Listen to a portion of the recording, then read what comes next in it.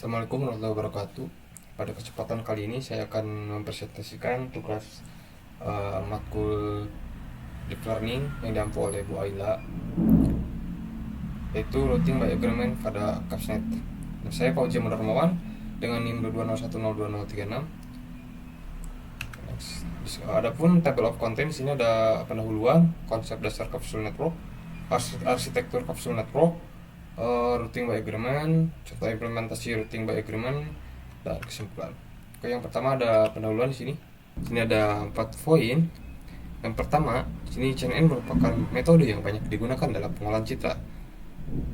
Nah, tapi CNN juga di sini memiliki keterbatasan karena tidak mampu memahami relasi spasial antar bagian objek, dan juga informasi posisi dan orientasi sering hilang akibat proses polling. Kemudian oleh karena itu kapsul network dikembangkan untuk mengatasi permasalahan ini. Oke, next. Oke, selanjutnya adalah latar belakang kelemahan CNN. Jadi CNN mengenali fitur secara terpisah tapi mengetahui hubungan posisi antar fitur. Hal ini menyebabkan CNN sensitif jadi terhadap rotasi dan perubahan posisi objek. Jadi kondisi inilah yang menjadi alasan utama dikembangkannya kapsul network gitu. Oke, selanjutnya ada konsep dasar kapsul network. Di sini ada poin ya. Yang pertama, kapsul network merupakan pengembangan dari CNN yang menggunakan kapsul sebagai unit dasarnya. Kemudian kapsul menghasilkan output berupa vektor, jadi bukan nilai skalar gitu ya. Kemudian panjang vektor menunjukkan probabilitas keberadaan objek, sedangkan di sini arah vektor menunjukkan menyimpan informasi seperti posisi dan orientasi. Oke, next. Arsitektur CAPSNet. Ini merupakan arsitektur CAPSNet dan ini untuk gambarnya ya. Jadi secara umum arsitektur CAPSNet ini terdiri dari convolutional layer, primary capsule layer, digit capsule layer, decoder, dan routing by agreement terjadi antara primary caps dan digit caps gitu ya. Oke, next. Ada primary capsule sini. Jadi primary capsule ini menghasilkan vektor pose berdimensi 8, kemudian mempresentasikan fitur lokal pada citra dan menggunakan fungsi aktivasi squashing ya. Kemudian primary capsule juga berfungsi untuk mengekstraksi informasi pose dari gambar, bertindak sebagai inverse graphic. Next ada digit capsule. Jadi digit capsule merupakan kapsul output nih pada CAPSNet. Jadi setiap kelas direpresentasikan oleh satu kapsul dengan vektor berdimensi 16 di sini.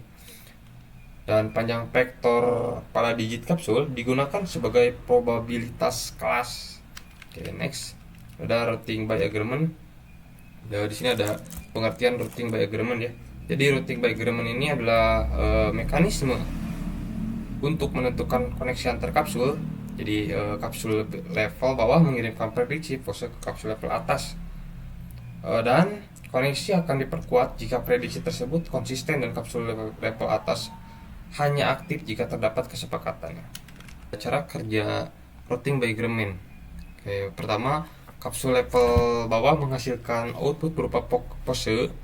Vektor ini kemudian transformasikan menggunakan metrik bobot untuk memprediksi pose kapsul level atas. Selanjutnya nilai routing logis diinisialisasi dengan 0 ya. Dan routing logis diproses menggunakan fungsi softmax untuk menghasilkan coupling coefficient. Jadi input kapsul level atas dihitung sebagai penjumlahan berbobot dari prediksi kapsul level bawah. Hasil penjumlahan kemudian diproses menggunakan fungsi squashing di sini. Untuk agreement dihitung menggunakan dot produk antara prediksi kapsul level bawah dan output kapsul level atas. Jadi routing logis diperbarui berdasarkan nilai agreement tersebut.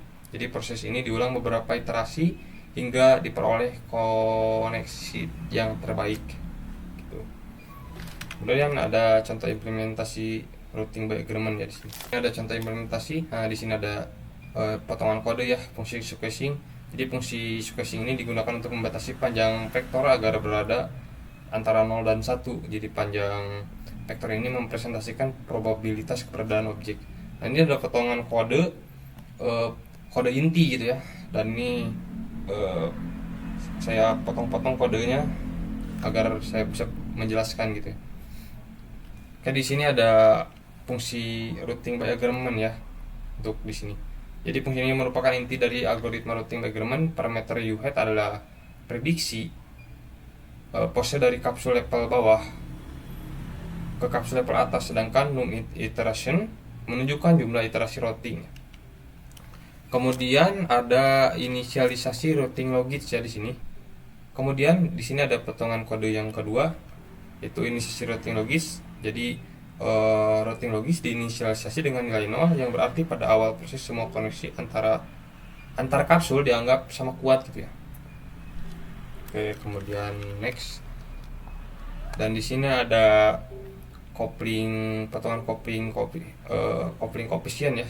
Di sini nilai routing logis diproses menggunakan fungsi softmax untuk menghasilkan coupling coefficient, yaitu nilai yang menunjukkan seberapa besar kontribusi kapsul bawah terhadap kapsul atas. Dan di sini ada potongan kode yang kedua, yaitu menghitung input kapsul level atas ya.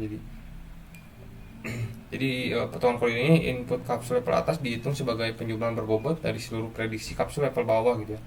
Oke, next. Nah, di sini ada potongan kode sequencing function ya, di sini. Jadi ini hasil penjumlahan kemudian diproses di sini menggunakan fungsi sequencing untuk menghasilkan output kapsul level atas. Dan ini ada potongan kode menghitung agreement ya. Jadi agreement dihitung menggunakan dot produk untuk mengukur kesesuaian antara prediksi kapsul bawah dan output kapsul atas. Yes. 6%. Oke, ini. Oke, next. Sini ada update potongan kode update routing logis ya. Di sini nilai routing logis diperbarui berdasarkan agreement. Nah, prediksi yang sesuai akan memperkuat koneksi, sedangkan yang tidak sesuai akan dilemahkan gitu. Kemudian ada iterasi routing ini for ini. Jadi ini proses routing diulang beberapa kali agar diperoleh koneksi terbaik antara kapsul level bawah dan level atas. Kemudian ini ada output fungsi return ya. Return, jadi ini fungsi mengembalikan vektor output kapsul level atas sebagai hasil akhir routing by agreement. Dan ini untuk hasilnya, hasil runningnya. Jadi hasil running menunjukkan bahwa routing by agreement menghasilkan output berupa vektor pose untuk setiap kelas yang menandakan proses routing berjalan dengan benar gitu ya. Jadi ini di sini ada angka 32 jumlah data yang diproses dalam satu bus. Jadi terdapat 32 sampel input yang diproses secara bersamaan gitu.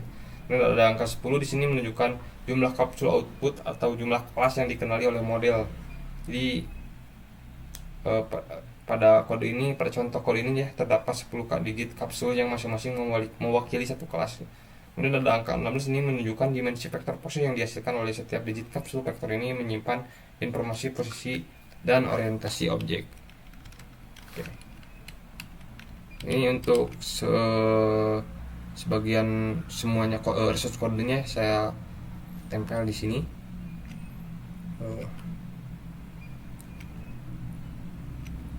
Oke, selanjutnya ada kesimpulan.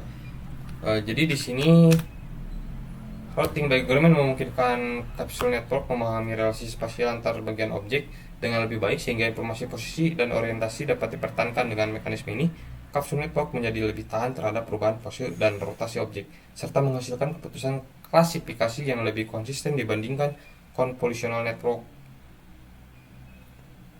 Oke, demikian saja presentasi yang saya sampaikan. Terima kasih atas perhatiannya. Wassalamualaikum warahmatullahi wabarakatuh.